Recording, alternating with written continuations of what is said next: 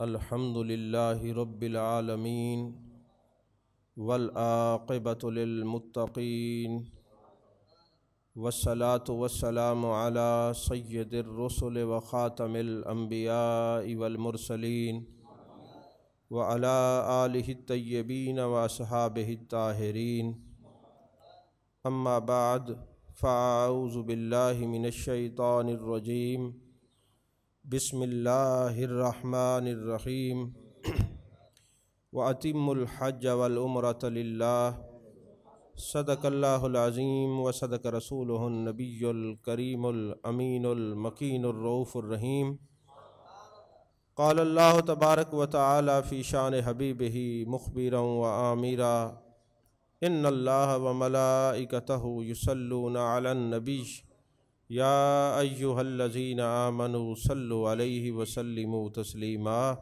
اللہم صلی علی سیدنا و مولانا محمد وعلی آل سیدنا و مولانا محمد وبارک وسلم وصلی علیہ الصلاۃ والسلام علیک یا رسول اللہ الصلاۃ والسلام علیک یا حبیب اللہ الصلاۃ والسلام علیک یا نبی اللہ الصلاۃ والسلام علیک یا خیر خلق اللہ۔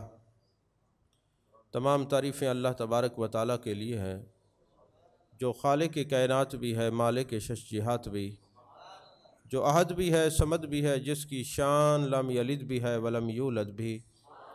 لا تعداد عدد درود و سلام بارگاہ سید الانام، شفیع رحمت، والی امت، شاہ خوباں، جان جانا، شہنشاہ حسینہ، سید سروراں، سیاہ لامکاں، تتمہ دوراں، سرخیل زہرہ جمالا، رازدان ما اوہا، شاہد ما طغا، صاحب علم نشرہ، معصوم آمنہ، احمد مجتبیٰ، حضرت محمد مصطفیٰ صلی اللہ علیہ وآلہ وصحبہ وبارک وسلم کی دربار ناز میں اپنی عقیدتوں، ارادتوں، محبتوں کا خراج پیش کرنے کے بعد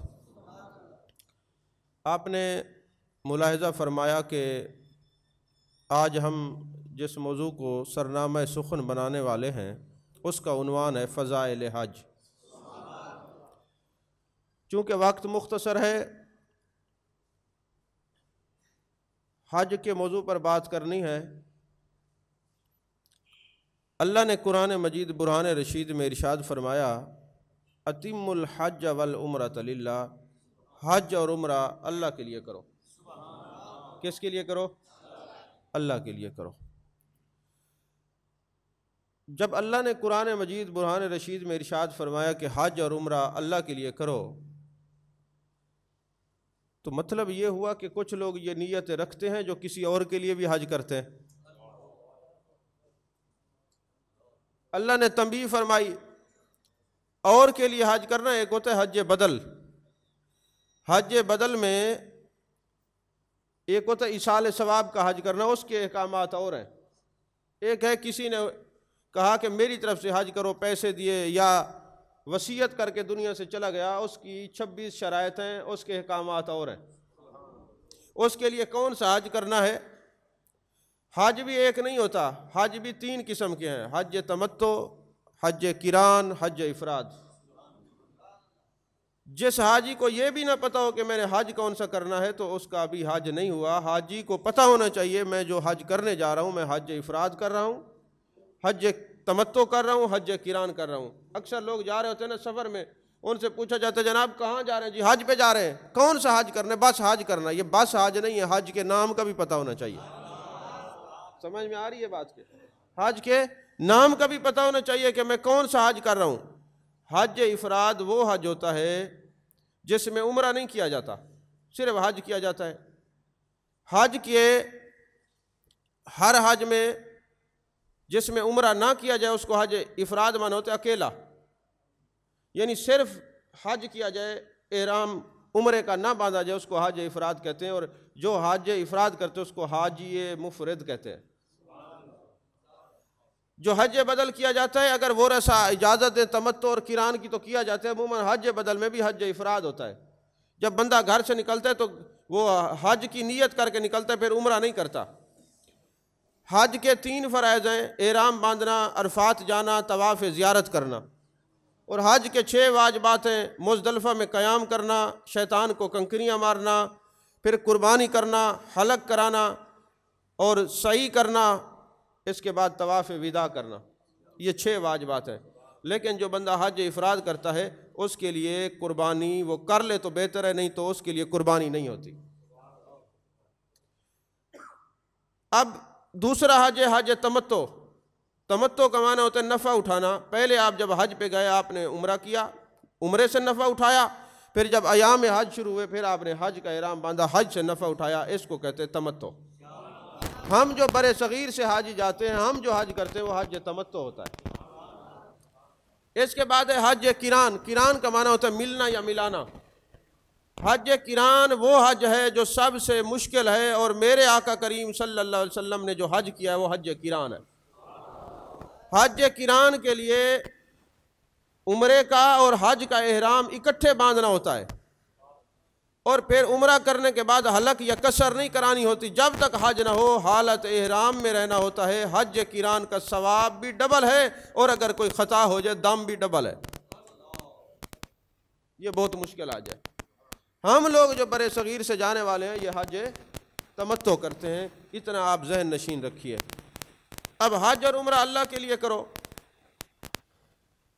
تو یہاں پر میرے آقا علیہ الصلوۃ والسلام نے فرمایا قرب قیامت میں کچھ لوگ اس لیے حج کریں گے کہ ہماری گنتی زیادہ ہو جائے، کچھ لوگ تجارت کے لیے جائیں گے، کچھ لوگ بھیک مانگنے کے لیے جائیں گے، یہاں سے حج کرنے کے لیے جائیں گے اور وہاں، اور میں نے تو ایسے ایسے گروہ بھی دیکھے ہیں جو وہاں جا کے قربانی کا سیزن کرنے جا رہے ہیں، وہ نالائق نامراد طبیعت کے لوگوں سے حج کے قربانی کے پیسے لے کے خود کھا جاتے ہیں۔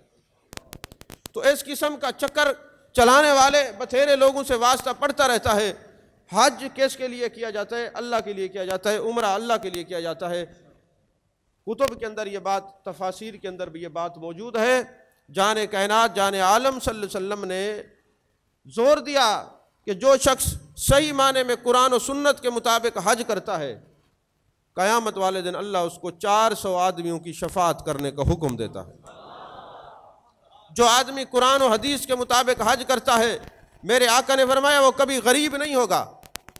لوگ کہتے ہیں جی مشقت کا نام حج ہے، میں نے کہا پھر آپ یہاں کسی اٹھا لیں مشقت کرنے لگے تو کوئی پوچھے تو کہنا ہم نے حج کر لیا ہے۔ ارے بابا، مشقت کا نام حج نہیں ہے، مشقت کو برداشت کرنے کا نام حج ہے۔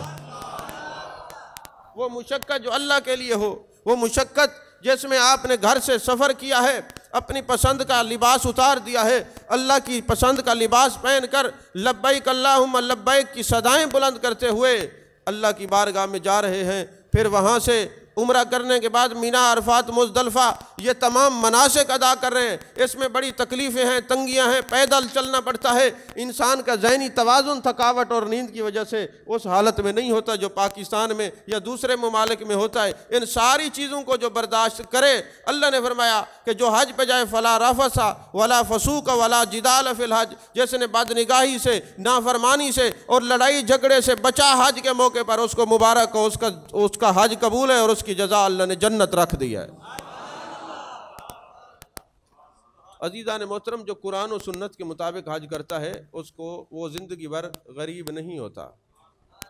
میرے آقا کریم صلی اللہ علیہ وسلم نے فرمایا جلدی جلدی حج کرنا اور جلدی جلدی عمرے کرنا غریبی کو دور کرتا ہے، گناہوں کو پاک کرتا ہے، بندہ طیب و طاہر ہو جاتا ہے۔ جلدی جلدی حج عمرے کرنے والے کا قلب مزکہ مصفہ اور مجلہ رہتا ہے۔ میرے آقا کریم صلی اللہ علیہ وسلم نے فرمایا، میرے مہربان نبی صلی اللہ علیہ وسلم نے فرمایا، لوگوں جس نے ایک حج ادا کیا ہے اس نے فرض ادا کیا ہے، جس نے 2 حج ادا کیے ہیں اس نے اللہ کو قرضہ دیا ہے، جس نے 3 حج کیے ہیں جہنم کی آگ ہمیشہ کے لیے اس پر حرام ہو جاتی ہے۔ اب یہ جو آپ کو در بدر پھرتے بیچارے مسکین نظر آئیں گے جو کہیں گے یہی پیسہ غریبوں اور مساکین کو دے دو، ان کو کہو یہ جو 3 حجوں والی روایت ہے یہ کہاں رکھو گے؟ پھر میرے محبوب کے صحابہ نے کسی نے 7 حج کیے ہیں، کسی نے 10 کیے ہیں، اور حضرت امام حسن مجتبیٰ نے 25 حج کیے ہیں۔ امام حسن کو دین کو پتہ نہیں، ملا تجھے زیادہ پتہ ہے۔ عزیزان محترم، میرے آقا علیہ الصلوۃ والسلام نے فرمایا جس کے پاس استطاعت ہو اور پھر حج نہ کرے، وہ یہودی ہو کے مرے یا نصرانی ہو کے مرے، اس کے نبی کو اس کی کوئی پرواہ نہیں۔ یہ دھوکہ ہے، میرے آقا کی نگاہ دیکھ رہی تھی۔ کل کو لوگ کہیں کہ بچیاں جوان ہیں، فلاں مسئلہ ہے، ابھی نہیں جاتے حج پہ۔ محبوب نے فرمایا یہ اپنے نفس کا دھوکہ ہے، بچیاں ہزار بھی جوان ہوں، تو اگر مر گیا تو بچیوں کا رشتہ کوئی اور کر دے گا، حج تو نے کرنا، یہ تیرے اوپر فرض ہے، حج تو نے ہی ادا کرنا ہے۔ تو فرمایا جب بھی حج کرو تجارت کے لیے نہیں، گنتی کے لیے نہیں، کسی اور کے لیے نہیں، دکھاوے کے لیے نہیں، لوگوں کے حج کو خراب کرنے کے لیے نہیں، سوالات کرنے کے لیے نہیں، قربانی کے لوگوں کے پیسے کھانے کے لیے نہیں، کس کے لیے حج کرنا ہے؟ اللہ کے لیے حج کرنا ہے۔ تفاسیر کے اندر ایک بات لکھی ہوئی، ایک آدمی فوت ہو گیا جس نے 70 حج کیے ہوئے تھے۔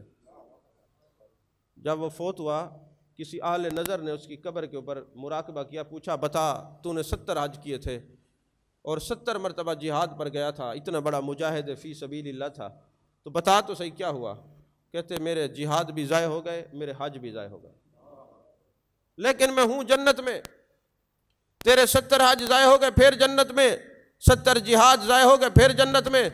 اس نے کہا بات دراصل یہ ہے کہ میں نے جو 70 حج کیے ہیں، میں نے کہا لوگ مجھے حاجی کہیں اور کہیں یار اس نے 70 حج کیے ہوئے ہیں۔ جب میں مر کے گیا بارگاہ خداوندی میں، میری روح کی حاضری ہوئی، اللہ نے فرمایا اس کا کوئی حج کام نہیں آئے گا، یہ تو حاجی کہلوانے کے لیے حج کر رہا تھا یا گنتی بڑھوانے کے لیے حج کر رہا تھا، اس کے حج اس کے منہ پہ مار دو۔ اور 70 بار جو میں جہاد کے لیے گیا تھا وہ بھی میرے منہ پہ مار دیا گیا۔ کہا پھر جنت میں کیسے گئے؟ کہا ہاں، اللہ نے فرمایا اس کو جنت میں بھیج دو۔ میں نے کہا میرے مہربان رب، میرے حج بھی ضائع ہو گئے اور میرے تمام مناسک جہاد کے بھی ضائع ہو گئے، لیکن پھر جنت میں وجہ کیا ہے؟ اللہ نے فرمایا یاد کر ایک دن صبح صبح گھر سے نکلا تھا، بہت بڑا کانٹا راستے میں پڑا ہوا تھا، تو نے وہ کانٹا اٹھایا کہ کسی مسلمان کے پاؤں میں چبھ نہ جائے، اس کو تکلیف نہ ہو، تیری یہ نیکی تیرے رب کے سوا کوئی نہیں دیکھ رہا تھا، اس کانٹے کی عوض میں نے تجھے جنت ہی کر دیا۔ تو جب کوئی حج پہ جاتا ہے اس کو ایک ہے فرض ادا کرنا، ایک ہے حج کی روح حاصل کرنا۔ روح حج کو حاصل کرنا ہو تو ذرا جنید بغدادی کو بھی پڑھا کریں۔ حضرت جنید بغدادی رحمۃ اللہ علیہ کا ایک شاگرد ایک مرید حج کر کے آتا ہے۔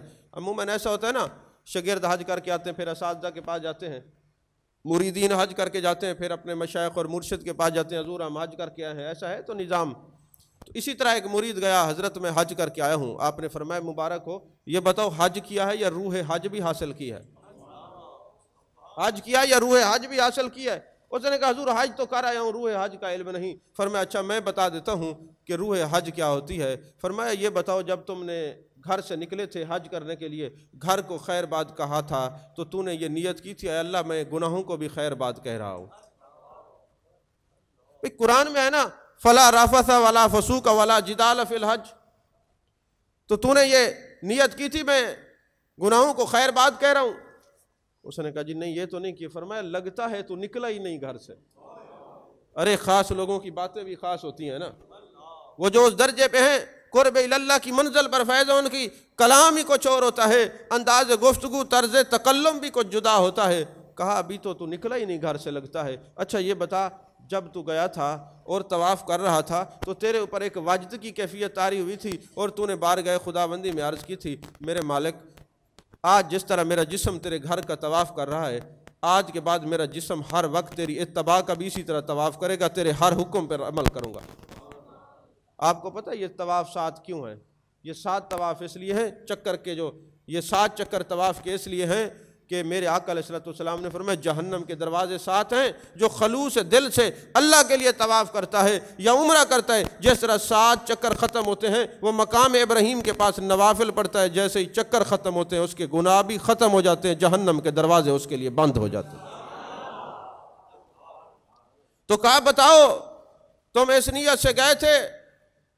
کہنے لگا حضور نہیں ہم تو نہیں جا سکے، مجھے تو اس بات کا علم نہیں تھا۔ اچھا یہ بتاؤ مینا جو ہے وہ قربانی کا مقام ہے، وہاں قربانی کی جاتی ہے، تو جب تم اس مقام پر گئے تھے تم نے نیت کی تھی جس طرح آج میں قربانی کر رہا ہوں اپنے خواہشات نفس کو بھی قربان کرتا ہوں، میرے مالک اب جسم میرا ہوگا، خواہشات اگرچہ میری ہوں گی مگر تیرے رب تیرے رسول کے تابع ہوں گی۔ محبوب کہ اللہ اور اس کے رسول کے تابع ہوں گی، کیا یہ نیت کی تھی؟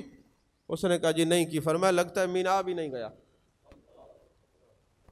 اچھا ایک بات میں لگے ہاتھوں یہ بھی کہہ دوں، ہم جو حج پہ جاتے ہیں نا تو یہ کسی نہ کسی کی یاد ہے۔ اب ہم ہر سال میلاد منائیں نا تو کئی لوگوں کو پرابلم ہو جاتا ہے، وہ جی نبی پاک صلی اللہ علیہ وسلم تو ایک بار دنیا میں تشریف لائے اور سنیو تم تو لگ ہی گئے ہو، ہر سال میلاد کراتے ہو۔ میں نے کہا حضرت آدم اور حوا بھی تو عرفات میں ایک بار ہی گئے تھے، تم ہر سال حج پہ کیوں جاتے ہو؟ نہیں سمجھ آئی بات آپ؟ یہ جو ہم مناسک ادا کرتے ہیں، بھئی میں پہلے بھی عرض کیا کرتا ہوں کہ ایک بار ایسا ہوا، حج ختم ہوا تو عمران صاحب ہمارے ساتھ تھے، بیٹھے ہوئے تھے، جب محبوب علیہ السلام کا نام نامی اسم گرامی آیا، مغرب کی اذان کا وقت تھا۔ ظاہر سی بات ہے میں پاکستان میں بھی سنی ہوں اور مکے اور مدینے میں بھی سنی ہوں، میرا عقیدہ نہ کوئی بدل سکتا ہے نہ کوئی پیدا ہوا ہے۔ جیسے محبوب کا نام آیا میں نے چوما تو دو شخصیات وہاں بیٹھی ہوئی تھیں، انہوں نے پیچھے مڑ کے دیکھا کہ یہ بندہ نام چوم رہا ہے، تو وہ آ کے میں نے عمران صاحب کو کہا، میں نے کہا بھی دیکھنا ہی آئیں گے، ان کا کام ہی یہی ہے کہ جو تعظیم مصطفیٰ صلی اللہ علیہ وسلم کی بات ہو، ادب مصطفیٰ صلی اللہ علیہ وسلم کی بات ہو، ان لوگوں کو اعتراض ضرور ہوتا ہے، ابھی دیکھنا یہ آئیں گے۔ جب وہ میرے پاس آئے نا پوچھنے لگے حضرت یہ کیا کر رہے تھے؟ میں نے کہا سرکار کے نام پہ انگوٹھے چوم رہا تھا۔ تو کہنے لگے کس لیے چوما ہے؟ پھر ان لوگوں کی فطرت اور عادت یہ ہے کہ اگر کوئی عالم ہو اس سے یہ بات نہیں کرتے، یہ جاہلوں کو پکڑ کے ان کو کھڑا کر لیتے ہیں، آؤ اللہ کی بات کرنی ہے۔ جو ان کے دانت توڑے اس کے یہ قریب نہیں جاتے۔ جب انہوں نے پوچھا کہ تم نے یہ کس لیے چومے ہیں، تو میں نے جب زرقانی کی عبارت پڑھی عربی میں کہ حضرت آدم علیہ السلام کو محبت ہوئی، آدم علیہ السلام نے پوچھا ہے اللہ میں نے دیکھا جنت کے دروازے پہ لا الہ الا اللہ محمد الرسول اللہ لکھا ہے، یہ اللہ تو ہے، یہ محمد الرسول اللہ، یہ محمد کون ہے؟ فرمایا میرے محبوب ہیں، اگر یہ نہ ہوتے میں کائنات نہ بناتا، یہ نہ ہوتے میں زمین و آسمان نہ بناتا، یہ نہ ہوتے میں اپنا رب ہونا ظاہر نہ کرتا، جو کچھ بھی ہے انہی کی وجہ سے ہے، دلہا ایک ہے، ساری کائنات کو میں نے باراتی بنایا ہے۔ تو آدم علیہ السلام نے کہا پھر ہمیں تو زیارت ہونی چاہیے۔ اللہ نے فرمایا اپنے ناخن کے انگوٹھوں میں دیکھو تو محبوب کا نور نظر آیا۔ آدم علیہ السلام نے چوم لیا تو آدم کے جو اصل اولاد ہے جن کے خطا نہیں ہوئی، بد اصل نہیں ہے، وہ اپنے ابے کی سنت پہ عمل کرتے ہوئے آج بھی چومتے ہیں، انہوں نے اپنے ابا جی کی سنت کو چھوڑا نہیں ہے۔ تو جیسے ہی میں نے عبارت پڑھی وہ سمجھ گئے بھئی دو چار الفاظ جاننے والا ہے، مجھے کہنے لگے حضرت ٹھیک ہے عبارت آپ نے پڑھی ہے، یہ روایت بھی موجود ہے، ہم بھی جانتے ہیں، مگر ہمارا سوال یہ ہے آدم علیہ السلام کو تو نبی کا نور نظر آیا تھا، انہوں نے چوما تھا، آپ کو نظر آتا ہے آپ چومتے ہیں؟ میں نے کہا کالی حج ختم ہوا ہے، 3 دن کنکریاں مارتے رہے ہو، ابراہیم خلیل اللہ کو تو شیطان نظر آیا تھا کنکریاں ماری، تمہیں نظر آیا ہے کہ تم نے ماری ہیں؟ نہیں سمجھ آئی بات آپ کو؟ تو پھر حضرت صاحب نے اپنا رومال کندھے پہ اٹھایا، وہ رفو چکر ہو گئے۔ چکر لوگوں کو تب دیتے ہیں جب آگے ان سے بات کرنے والا کوئی نہ ہو۔ تو میں آپ سے پوچھتا ہوں حضرت ابراہیم کے پاس شیطان گیا، پھر حضرت اسماعیل کے پاس گیا، پھر حضرت بی بی ہاجرہ کے پاس گیا، وہ تو کنکریاں مارتے رہے، تم کیوں مارتے ہو؟ اگر تمہیں اس کا جواب نہیں آتا پھر مان لو جو کچھ بھی ہم اعمال کرتے ہیں یہ کسی نہ کسی کی یاد میں ہوتے ہیں۔ تو یہ جو میدان عرفات میں ہم جاتے ہیں، عرفات کا معنی ہے پہچاننا۔ کبھی آپ کو جبل رحمت پہ جانا ہو تو وہاں پہ آپ کو ایک پلر نظر آتا ہے، اس پلر کے دوسری طرف حضرت حوا تھی، اس طرف حضرت آدم تھے، حضرت آدم اور حضرت حوا نے اس مقام پر پہچان لیا۔ عربی میں پہچاننے کو عرفان کہتے ہیں، اس لیے وہ میدان عرفات ہے، وہاں آدم اور حوا نے ایک دوسرے کو پہچانا تھا، وہ میدان عرفات بن گیا۔ حاجیو تم جو جاتے ہو تم کس کو پہچاننے کے لیے جاتے ہو؟ تو میدان عرفات میں جب گئے تھے تو جنید بغدادی پوچھتے ہیں کہ تم جب گئے تھے تو تم نے یہ دعا کی تھی اے اللہ مجھے اپنی پہچان نصیب کر؟ کہنے لگے جی نہیں کی۔ فرمایا لگتا ہے تم عرفات میں گئے ہی نہیں ہو۔ اچھا یہ بتاؤ جب تم نے شیطان کو کنکریاں ماری تھیں، اچھا ایک بات یاد رکھیں، کچھ لوگوں کی گندی عادت ہوتی ہے وہ جا کے گالیاں دینے لگ جاتے ہیں، وہ علامت ہے، وہاں شیطان کھڑا نہیں ہوتا۔ کوئی جوتیاں اٹھا کے مارتے ہیں، کوئی پتھر مارتے ہیں، یہ گناہ ہے۔ کنکریاں بھی جو ماری جاتی ہیں ان کو حکم یہ ہے کہ مزدلفہ سے اٹھائیں، پھر ان کو دھویا جائے، پاک کیا جائے، پھر بسم اللہ اللہ اکبر وللہ الحمد کہہ کے اس کو مارا جائے۔ تو جیسے کنکری مارنی ہے یہ سمجھنا ہے حضرت ابراہیم خلیل اللہ نے ماری ہیں یا جان کائنات جان عالم صلی اللہ علیہ وسلم نے ماری ہیں، ہم عبادت کر رہے ہیں۔ اور پھر اگر ساتوں اکٹھے اٹھا کے مار دی تو وہ ایک گنتی شمار ہوتی ہے، 7 نہیں ہوتی۔ اور پھر میرے آقا علیہ الصلوۃ والسلام کا یہ معجزہ ہے کہ آپ دیکھیں وہاں کنکریاں مارتے ہیں نا تو بعد میں تھوڑی سی کنکریاں نظر آتی ہیں، اکثر کنکریاں نہیں ہوتی۔ یہی سوال صحابہ نے کیا، یا رسول اللہ صلی اللہ علیہ وسلم آنے والے وقت میں لاکھوں کروڑوں لوگ ہوں گے، وہ کنکریاں ماریں گے یہاں تو پہاڑ بن جائے گا۔ میرے آقا علیہ الصلوۃ والسلام نے فرمایا نہیں، جس کی کنکریاں مقبول ہو جائیں گی فرشتے اٹھا کے اس کو جنت میں لے جائیں گے۔ جو کنکریاں وہاں پڑی رہیں گی وہ مردود کنکریاں ہیں، ان کو اٹھا کے نہیں مارنا دوبارہ۔ تو کہا جب تو نے شیطان کو 7 کنکریاں ماری تھیں تو اس کے اندر، انسان کے اندر 7 عیب ہیں، یہ غیبت کرتا ہے، چغلی کرتا ہے، حسد کرتا ہے، یہ کینہ رکھتا ہے، یہ بغض رکھتا ہے، یہ شہوت اس کے اندر پائی جاتی ہے، چغل خور یہ ہے، یہ سارے 7 کے ساتھ بت ہیں۔ جب کنکریاں ماری جاتی ہیں اصل میں ان کو ختم کیا جاتا ہے۔ تم نے کیا ہے؟ کہتے جی حضرت مجھے تو مسئلہ ہی ابھی معلوم ہوا ہے۔ پھر فرمایا جب تو نے قربانی کی تو تو نے یہ نیت کی آج میں نے جس طرح قربانی کی ہے میں اپنے نفس کو قربان کر رہا ہوں۔ کہتے حضرت یہ بھی نہیں۔ فرمایا جب حلق کیا جاتا ہے سر کے اوپر اس طرح پھرایا جاتا ہے، محبوب علیہ الصلوۃ والسلام نے فرمایا ایک بال کے بدلے اللہ نور عطا فرمائے گا۔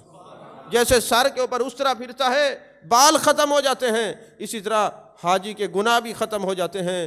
اس سر کو آگ نہیں لگتی۔ محبوب نے فرمایا جو حدود حرم کے اندر جس نے عمرہ اور حج کر کے حلق کیا ہے، اور قیامت والے دن یہ نور ہوگا ان بالوں کے بدلے۔ تو نے نیت کی تھی میرے مالک آج تو تیری راہ میں بال دے رہا ہوں، کبھی ضرورت پڑی تو جان بھی دے دوں گا۔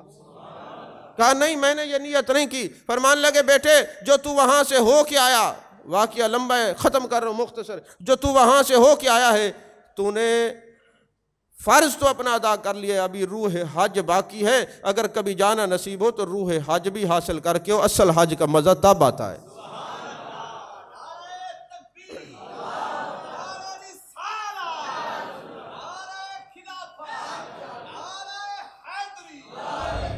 آج ایک بدگمانی کی فضا پھیلی ہوئی ہے، شکوک و شبہات کی فضا پھیلی ہوئی ہے، تو جیسا کوئی سمجھتا ہے پھر ہوتا بھی ایسا ہی ہے۔ محبوب علیہ الصلوۃ والسلام نے فرمایا نا شفاعتی یوم القیامہ حق فمن لم یؤمن بہا لم یکن من اہلہا او کما قال علیہ السلام۔ اگر آپ جائیں تو ریاض الجنہ کے بیر یہ حدیث لکھی ہوئی ہے، ویسے تو کتابوں میں ہے تو کتابوں کی دسترس ہر بندہ نہیں رکھتا، تو وہاں یہ حدیث لکھی ہے قیامت والے دن میری شفاعت برحق ہے، مگر اس کے لیے جس کو یہ یقین ہے اللہ نے مجھے یہ طاقت دی ہے، سب کے لیے نہیں ہے۔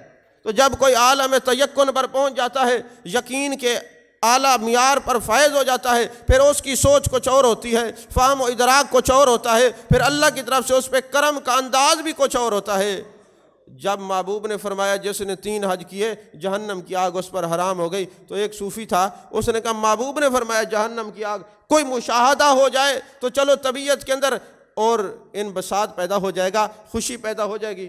تو ایک دن کیا دیکھتا ہے، تھا تو صوفی مگر کسی بغداد کی گلی کے اندر نا، تفسیر روح البیان کے اندر یہ واقعہ لکھا ہوا ہے، اتم الحج والعمرۃ للہ، حج کے باب کے اندر یہ بات ہے۔ تو اب وہ جناب والا حمام کے اوپر پانی گرم کر کے لوگوں کو غسل دلوایا کرتا تھا۔ ایک دن وہ لکڑیاں چننے کے لیے گیا، لکڑیاں نہ ملی تو ایک بوسیدہ اونٹ کی ہڈیاں کچھ مل گئیں، وہ اٹھا کے لایا، حمام کے اندر مٹی کا تیل ڈال کے جب ہڈیوں کو جلاتا ہے ہڈیاں جلتی نہیں ہیں، چونکہ عالم تیقن پر فائز تھا اور وہ جانتا تھا کہ محبوب نے جو فرما دیا ہے ایسا ہے۔ محبوب نے فرمایا جس نے 3 حج اللہ کی رضا کے لیے کیے جہنم کی آگ اس پر حرام ہو گئی۔ اب وہ بار بار مٹی کا تیل ڈالتا ہے، آگ نہیں جلتی، کچھ دیر بعد وہ ہڈیاں حمام کے چولہے سے نکل کر اس کے سینے پر چمٹ جاتی ہیں اور ان سے آواز آتی ہے اے ہمیں جلانے والے تجھے نہیں پتا ہم 3 بار حرمین شریفین کے سفر پہ حاجیوں کو اٹھا کے لے گئے، جو 3 بار سفر کر لیتے اس پر آگ اثر کرتی نہیں ہے، اس پر آگ اثر کرتی نہیں ہے۔ عزیزان محترم، سفر حج اگر اللہ کی رضا کے لیے ہو نا، اس کی کیفیات کچھ اور ہوتی ہیں، اس کے معاملات کچھ اور ہوتے ہیں، وہاں پہ قدم قدم پر اللہ کی رحمتوں کے سائے انسان کو لیے پھرتے ہیں۔ مینا جائیں دعائیں قبول ہوتی ہیں، عرفات جائیں اللہ تعالیٰ حقوق اللہ معاف فرما دیتا ہے، اور مزدلفہ جائیں تو اللہ ظالموں کو بھی معاف فرما دیتے ہیں۔ ہاں جو کسی کے قرضہ پیسے لے کے کھا جائے یا مال دبا جائے اس کو معاف نہیں کرتا۔ یہ بھی یاد رکھیں، کہیں آپ لوگوں کے پیسوں سے حج شروع کریں اور کھانا پینا شروع کر دیں، لوگوں کے حق ہیں، اور پھر کہیں جناب حج پہ جا رہے ہیں ہم حاجی صاحب ہیں. نہیں، ایسا حج قبول نہیں ہوتا. جس کا مال دبایا ہے، قرضہ دیا، اس کو دینا ہوگا، پھر حج قبول ہوتا ہے. شہید کے سارے گناہ معاف ہو جاتے ہیں مگر قرضہ اس کا معاف نہیں ہوتا. لہٰذا محبوب علیہ الصلوۃ والسلام نے فرمایا مقروض کو چاہیے قرضہ ادا کرے پھر حج پہ آئے. جب لبیک اللہم لبیک کی صدائیں آئیں تو ہر طرف سے اس کو انوار و تجلیات کی بارش شروع ہو جائے. تو فقہاء نے لکھا جو مزدلفہ کی رات ہے یہ لیلۃ القدر سے بھی افضل ہے. یہ وہ رات لیلۃ القدر سے بھی افضل رات ہے. محبوب نے فرمایا جو ان مقامات پر دعا کرے پھر شک کرے میری دعا قبول ہوئی کہ نہیں ہوئی، وہ منافق ہے. یعنی یقین ہونا چاہیے کہ میں نے جو کچھ مانگا ہے دعا قبول ہو گئی ہے. اب دیکھیں تو صحیح نا، یہ بندہ اپنی لباس کا پسند کا لباس اتار کے پھر رہا ہے، یہ 2 چادریں ہیں ان سلی ہوئی اور لبیک اللہم لبیک کی صدائیں بلند کر رہا ہے، دیوانہ وار جاتا ہے. اب دیکھیں میں نے بڑے بڑے فقہا حضرت بہاؤالدین زکریا رحمۃ اللہ علیہ، حضرت غوث اعظم رضی اللہ تعالیٰ عنہ جیسے لوگوں کی کتابوں میں پڑھا ہے جب یہ میدان عرفات میں جاتے تھے نا، کبھی درخت کے اوپر ہاتھ رکھ کے کہتے لا الہ الا اللہ محمد رسول اللہ، اے درخت گواہ ہو جانا ہم نے اللہ کی وحدانیت اور اپنے نبی کی رسالت کا اعلان کیا ہے. بلکہ حضرت غوث الثقلین کے بارے میں آتا ہے آپ نے عرفات سے 7 کنکریاں اٹھائیں اور کہا اے عرفات کے میدان کے پتھروں تم قیامت والے دن گواہی دینا. عبد القادر جیلانی اللہ کی توحید پر قائم تھا اور نبی کی رسالت کو مانتا تھا. اکثر جن لوگوں نے یہ کتابیں پڑھی ہیں وہ عرفات میں پتھروں کو اٹھاتے ہیں. مجھے ایک صاحب کہنے لگے یہ کیا کرتے ہیں؟ میں نے کہا تیری سمجھ سے باہر ہے، تو رہنے دے، تو اس بات کو نہیں سمجھ سکتا. آپ اندازہ لگائیں، شاعر اللہ کا مطالعہ کریں تو ایک ایک چیز، مطاف میں جائیں اس کی اپنی اہمیت ہے، بیت اللہ کی اپنی اہمیت ہے، حجر اسود کی اپنی اہمیت ہے. آپ کے نالج کے لیے میں یہ عرض کر دوں، ہم جو حجر اسود پہ جاتے ہیں نا، استلام کرتے ہیں، استراحات کرتے ہیں، بسم اللہ اللہ اکبر، یہ ہوتا کیا ہے؟ اصل اس میں راز کیا ہے؟ توجہ ہے آپ کی؟ میں نے کہا نا قرضہ دے دو تو کوئی نہیں بولا، اس کو ادھر گڑبڑ ہے نا. تو یہ جو حجر اسود کے استلام کرتے ہیں وجہ کیا ہے؟ حجر اسود سے ہی طواف کیوں شروع ہوتا ہے؟ اس میں راز کیا ہے؟ احادیث مبارکہ کے اندر میں رات بھی مطالعہ کر رہا تھا، رات بھی میں نے ایک عالم نے یہ حوالہ مانگا کیونکہ ایک ٹریننگ میں نے یہ حوالہ یہ بیان کیا ہے تو ہمارے لوگ پڑھتے تو ہے نہیں جی کہاں لکھا ہوا ہے. تنقید سے مسئلہ پوچھنا، بعد میں کہنا ہم تو حوالہ تلاش کر رہے تھے. لوگوں کی عادت بن چکی ہے. تو حجر اسود کا معاملہ کیا ہے؟ اس کو آخر ادھر کھڑے ہو کے طواف کیوں شروع کیا جاتا ہے؟ استلام کیوں ہوتا ہے؟ وجہ یہ ہے یہ جنت کا پتھر ہے، اللہ تعالیٰ نے اس کو 2 آنکھیں اور زبان بھی عطا فرمائی ہے. اچھا کمال یہ ہے محبوب علیہ الصلوۃ والسلام نے فرمایا کہ کوئی بندہ یہاں پر آئے رش کی وجہ سے اس کے پاس نہ جا سکے اور بسم اللہ اللہ اکبر کہہ کے والصلاۃ والسلام علی رسول اللہ کہہ کر اپنے ہاتھوں کو بوسہ لے لے، اس کا تصور کر لے تو یہ قیامت والے دن گواہی دے گا کہ فلاں شخص اور فلاں کا بیٹا آیا تھا، اس نے مجھے سلام کیا ہے. تو یارو میں پوچھتا ہوں تم نے نبی کی عظمت کو سمجھا نہیں ہے؟ پتھر کا تصور کر کے تم چوم لو تو یہ پتھر شفاعت کرے گا، نبی کی محبت میں اس کا نام کا تصور کر کے چوم لو تو نبی کیوں شفاعت نہیں کرے گا؟ ذرا سمجھیں تو صحیح نا، حقیقت کو تو سمجھیں. تو محبوب علیہ الصلوۃ والسلام کے غلاموں جب بندہ جاتا ہے نا استلام کرتا ہے، وجہ کیا ہے کہ یہاں سے استلام کیا جاتا ہے؟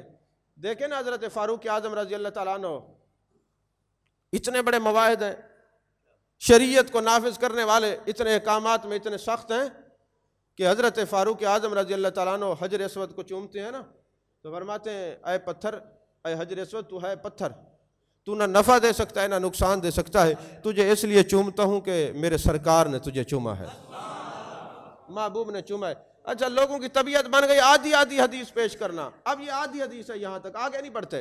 7 مولا علی کھڑے تھے، انہوں نے کونی ماری، فرمایا فاروق اعظم کیسی بات کرتے ہو، یہ نفع بھی دے سکتا ہے نقصان بھی دے سکتا ہے. یہ قیامت والے دن جس کے حق میں کہہ دے گا کہ اس نے استلام کیا ہے، مجھے سلام کیا ہے، اللہ اس کی شفاعت قبول کرے گا، یہ جنت سے آیا ہے. تو اس کی 2 آنکھیں بھی ہیں، اس کی زبان بھی ہے. استلام کا معنی سلام کرنا ہے. تو کبھی آپ اپنے عقیدے کو کھنگا لیں تو صحیح کہ پتھر کو سلام کرو یہ شفاعت کرے گا.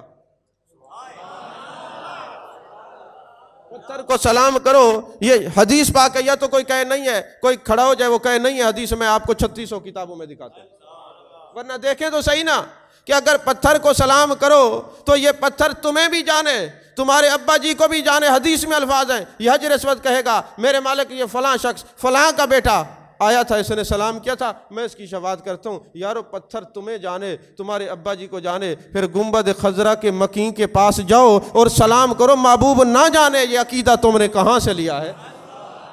ارے جو بیت اللہ سے جڑا ہوا پتھر ہو، اس میں کمال یہ ہے کہ یہ تمہیں پہچان لیتا ہے، اور جو نبی درجہ احسان پہ ہو، ان تعبد اللہ کانک تراہ فإن لم تکن تراہ فإنہ یراک، جو معیت خداوندی میں ہر وقت جلوہ گر نبی ہو، وہ کیسے تمہیں نہیں جان سکتا؟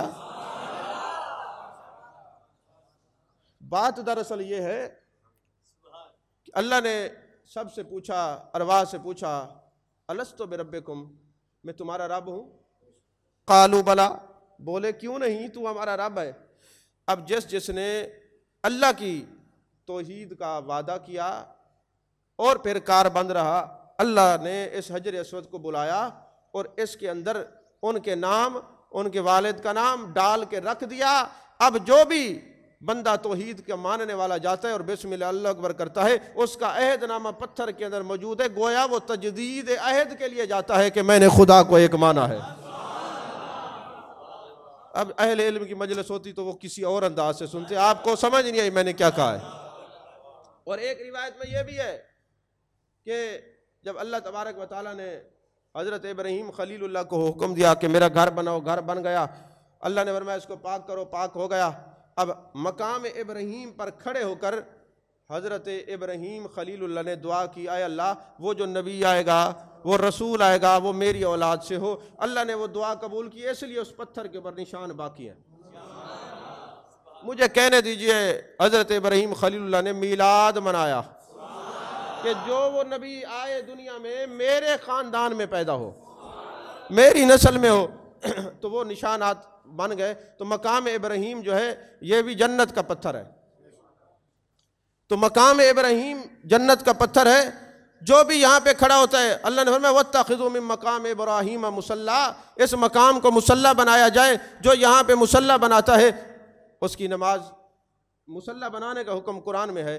تو اب جب بھی کوئی بندہ وہاں پہ کھڑا ہوتا ہے، مصلی بناتا ہے اور واجب طواف پڑھتے، اس کے گناہ معاف ہوتے ہیں۔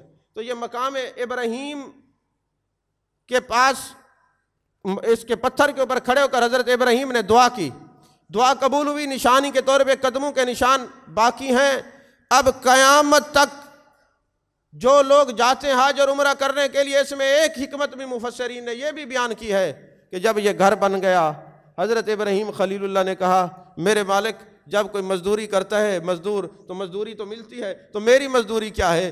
اللہ نے فرمایا ابراہیم خلیل اللہ تم آواز دو، تمہاری یہ آواز عالم ارواح میں بھی جائے گی، کائنات کے کونے کونے میں آواز پہنچا دی جائے گی، لہٰذا جہاں جہاں تیری آواز جائے گی، جو جتنی بار لبیک اللہم لبیک کہے گا اتنی بار اس طرف سفر کر کے آئے گا۔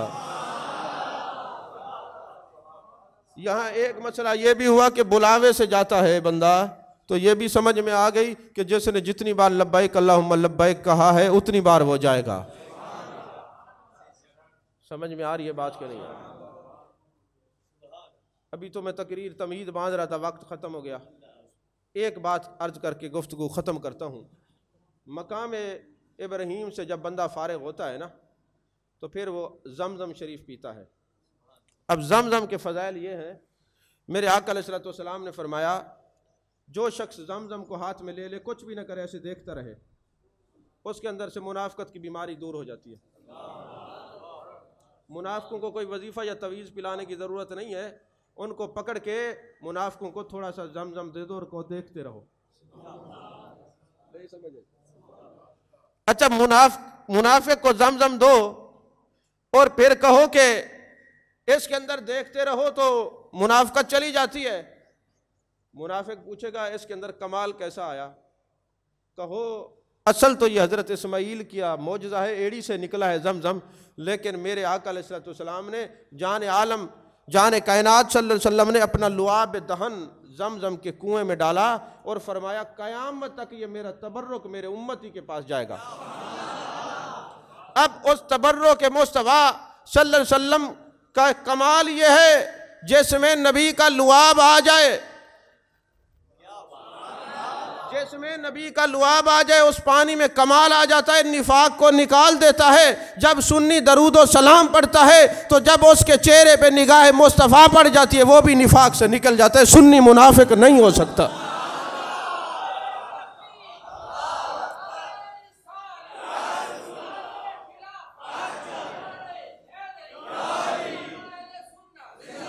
کیونکہ درود پڑھنے سے ثواب ملتا ہے اور نبی کو سلام کرنے سے جواب ملتا ہے۔ ارے نبی کا لعاب پانی میں آ جائے منافقت رہتی نہیں، نبی کو سلام کرو نبی کا جواب آ جائے منافقت رہتی نہیں۔ یہی وجہ ہے درود و سلام پڑھنے والے ابو بکر صدیق کے غلام ہیں، فاروق اعظم کے غلام ہیں، عثمان غنی کے غلام ہیں، مولا علی کے غلام ہیں، عشرہ مبشرہ کے غلام ہیں، جناب معاویہ کے غلام ہیں، نبی کی ہر نسبت کے غلام ہیں۔ ارے یہ نبیوں کو مانتے ہیں، یہ صدیقوں کو مانتے ہیں، یہ شہیدوں کو مانتے ہیں، یہ ولیوں کو مانتے ہیں، یہ صراط مستقیم پر چلنے والے سبھی نام یافتہ لوگوں کو مانتے۔ وجہ کیا ہے؟ جب یہ سلام پڑھتے ہیں نبی نگاہ ڈالتے ہیں نفاق چلا جاتا ہے، یہ منافق نہیں ہے۔ سمجھ میں آ رہی ہے بات کہ نہیں آ رہی؟ تو زمزم کو دیکھو نفاق چلا جاتا ہے۔ اور پھر حدیث پاک ہے اگر کوئی بندہ زمزم شریف کو 3 مرتبہ چلو بھر کے اپنے سر پہ ڈال لے تو جب تک وہ زندہ رہے گا رسوا نہیں ہوگا۔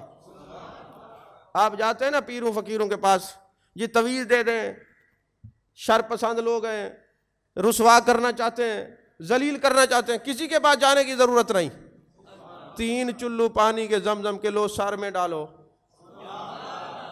میں نہیں کہہ رہا تمہارے نبی کا نسخہ ہے، میرے نبی کا فرمان ہے 3 بار چلو بھر کے، بہار شریعت میں بھی لکھا ہوا ہے اگر کسی کو حوالہ چاہیے تو 3 چلو پانی بھر کے جو سر پہ ڈالتا ہے وہ جب تک جیتا ہے رسوا نہیں ہوتا۔ میں نے کہا وجہ کیا ہے؟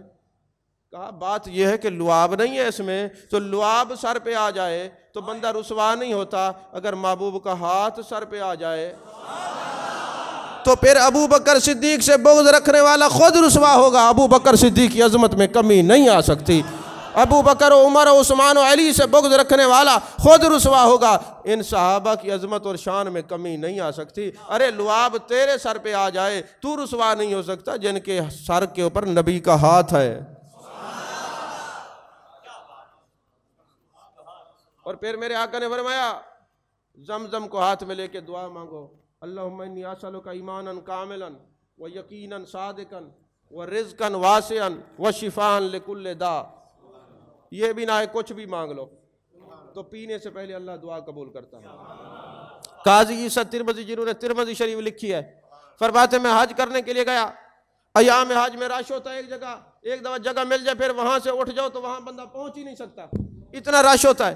تو یہ قاضی عیسیٰ ترمذی کہتے ہیں وہاں میں بیٹھا ہوا تھا، میرے پیٹ میں درد شروع ہو گیا، مجھے پیشاب کی حاجت ہوئی، ظہر کا وقت تھا، میں نے سوچا اگر میں جاؤں گا تو جگہ نہیں ملے گی اور اگر یہاں بیٹھتا ہوں تو یہ پیشاب یہ پیٹ کی تکلیف بیٹھنے نہیں دیتی۔ فوراً فرمان مصطفیٰ صلی اللہ علیہ وسلم یاد آیا، زمزم رکھا ہوا تھا، میں نے اٹھایا، میں نے کہا اللہم انی اسألک ایمانا کاملا و یقینا صادقا و رزقا واسعا و شفاء لکل داء۔ کہتے میں نے عرض کی میرے مالک تیرے محبوب کا فرمان ہے زمزم سے بیماریاں دور ہوتی ہیں۔ کہتے رب کعبہ کی قسم ظہر کے وقت میرے پیٹ میں درد شروع ہوا تھا، میں نے پانی پیا، عشاء کی نماز پڑھ کے اٹھاؤں تکلیف ختم ہو گئی۔